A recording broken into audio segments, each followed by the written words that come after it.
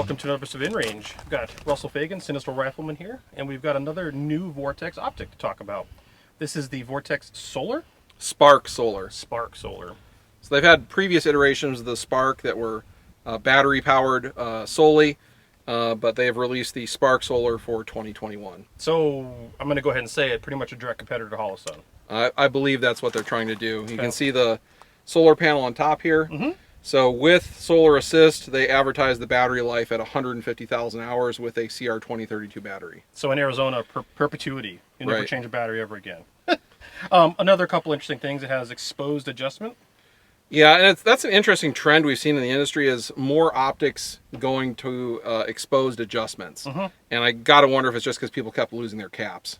I don't know. Could be. It's safe, though. They're flush. You're not going to change it by accident. Right. Red dot side is what? 2 MOA dot. The adjustments are 1 MOA. Mm-hmm. Again, some people have complained about 1 MOA adjustments versus half MOA adjustments. I can't see an appreciable difference, particularly using a red dot. Not with a red dot. That's precision stuff, and a red dot is not a precision sight.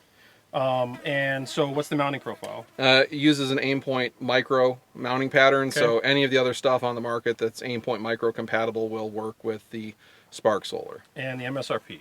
MSRP is $399.95. Street price is substantially lower. After I got it and was using it for a while, I thought it was decent, so I bought a second one at a gun store for like $289. Yep. So that's pretty reasonable price for a long battery life, durable red dot. So we got a little thing behind us here. We've got a spinner target and a static plate at 50 yards. You want to just shoot with a little bit and show it off? Sure. All right, so we've got a spinner target here at 50 yards, and we're going to show what a red dot can do, because red dots are very dynamic in this regard. You're going to spin it offhand. All right. Let's go for it.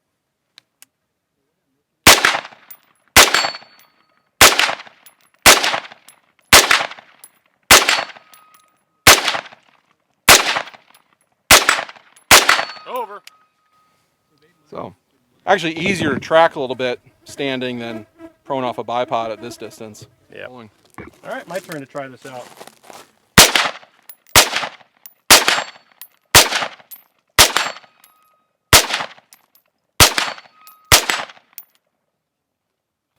Not bad. Real easy with a red dot. That's something the red dot really brings to the table.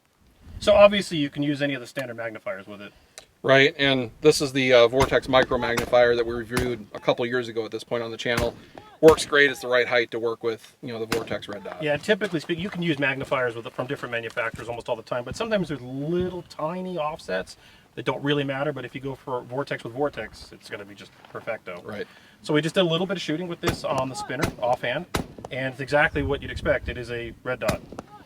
And it works. I have used it at some local two-gun matches, and it worked just fine.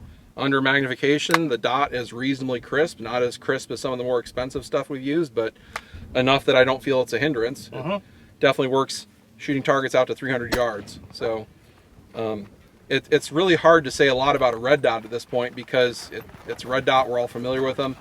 It is cool that Vortex has offered a solar version of it in their product line. A lot of shooters like using Vortex because they're very active in the shooting community and support a lot of events. They've supported some of our events too. Yeah. And that is sometimes a distinguishing factor for making purchasing decisions if you want to support the companies that support your sports. Fair enough. That said, the markets really has a lot of good red dot options on it. This is just another one to add to the list, really. Right. So if you want Vortex, here's a Vortex. You want a Holosun, there's an equivalent out there that we used in 2017 on the What Was Done project. Essentially an equivalent.